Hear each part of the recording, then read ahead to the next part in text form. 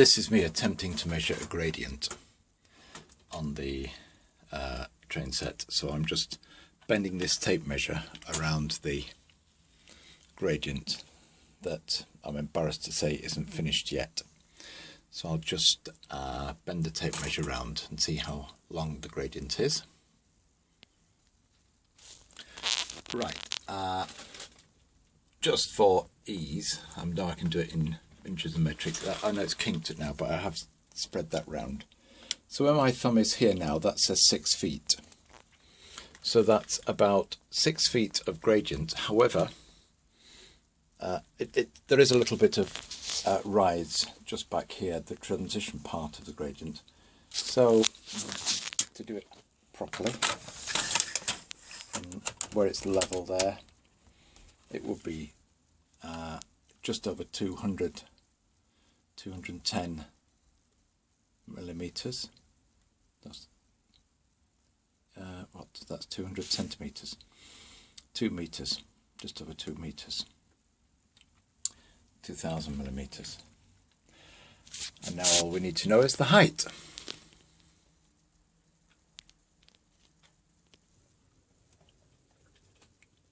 And the height is about 7 centimeters or 3 inches. I know that's almost half a centimeter difference, but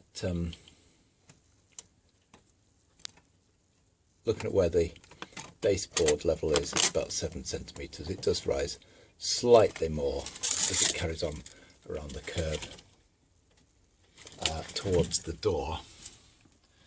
There's still a further slight increase around there, but basically the gradient around there is a length of 6 feet. That's on the inside, not down the middle of the track. So I realised that, you know, if you were to do this super accurately, you should be holding the tape measure, but there's only one of me here at the moment, and I'll give you an indication then of the height of that. But basically, if it was 3 inches in 72, then that's that should be about 1 in 24. So 1 in 24.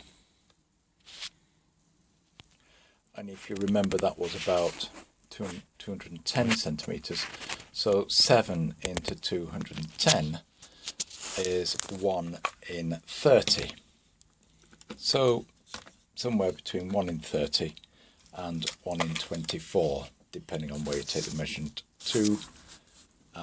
That's close enough for me. You may say, oh, you know, I want it more accurately, but bear in mind that it's not the same slope up all the way around, and that what I did was I adjusted the incline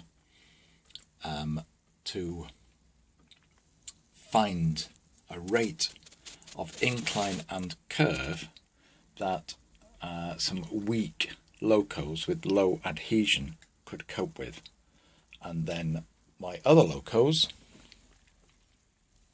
modern ones with good adhesion.